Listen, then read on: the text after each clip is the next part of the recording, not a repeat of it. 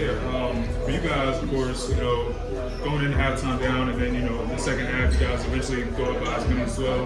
What type of adjustments do you feel like you all were making that was working to get that lead? Just taking a pride in our matchup and just our defensive intensity was there. I think that's why we was able to go up on that big lead.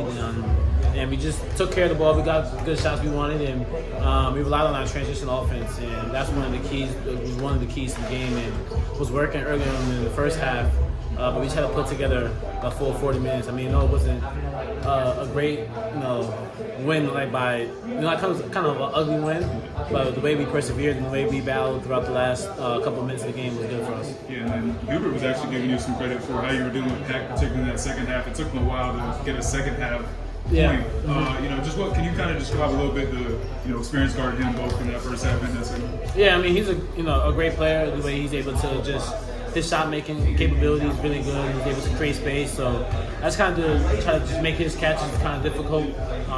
Pressure when ball screen coverages, and a lot of off ball screen staggers for him. So kind of just getting to the body and making it kind of hard for him to catch the ball. And then when he did catch the ball, just kind of make it difficult because he's a really good player. Getting to his spot. So I think I did a good job of just taking the challenge in the second half of just my defense, and I think that's one of the underrated parts of that I improved in this year.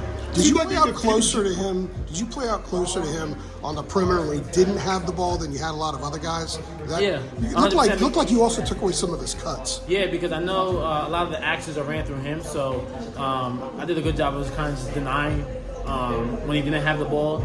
And that kind of allowed him to, they always say contact deny, when the player doesn't have the ball, because I know they had a couple of actions where they could go backdoor, but could have ran right through my chest. So I did a good job of just, connecting to the body and being aware of the actions, and I did a good job of watching film and scouting. What fueled the 18-4 run early in the second half? For us? Yeah, they scored the first bucket, went up 4, then you guys went 18-4 and took a 12-point lead. Just the way we took care of the ball, the way we got good shots, and I think our defense.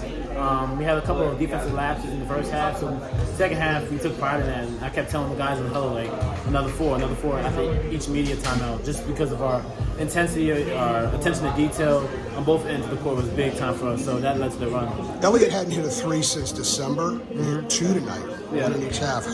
How much does that change things? And how much might that change how you're defended some if he consistently can hit a 3 or 2 every game? Yeah, I mean, Elliott was getting great looks all night, and he had the confidence to go ahead and knock it down, and we believe in him. We worked a lot on his shot, and then after practice, before practice, so for him to knock down those 2 threes, I know that's definitely a confidence booster for him, and always tell him to keep shooting it, because they're going to fall, and they're going to knock it down in the big time moments. He hit a big 3 in the second half, right in the left wing, so kick out from you. Kick out for me, so so that's big time for him. Yeah. Did they defend you differently than Clemson and Duke? It seemed like at times you had more space.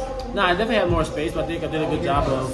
I did a poor job of kind of setting my man up in the Clemson and Duke game because they were phase guarding and top blocking. So I definitely took pride in just my off-ball actions of setting my man up to create that space. But also my teammates did a good job of screening for me. Mondo, Harrison, Elliott, Cormac. That's why I was able to get open looks, and I was also just trusting my shot. It was working early, so just relied on that. Do you think it was more what you guys were doing than how they defended you differently? Yeah, I mean, Clemson Duke definitely did a good job of keying on me and top blocking, phase guarding throughout the game. So just kind of going throughout the flow of the game and seeing how defenses are. But I also could do a better job on my end, so take accountability on that. I'm just kind of setting my man up and just making it easier for myself against his coverages. RJ, you mentioned a couple minutes ago the defense has been an underrated kind of part of your game that you kind of worked on. What do you think you've been doing differently on that end of the court, from the start of this year to today? Just applying pressure, especially from my side, just getting to the ball a little bit more. I think my off-ball actions have been so far have been improving.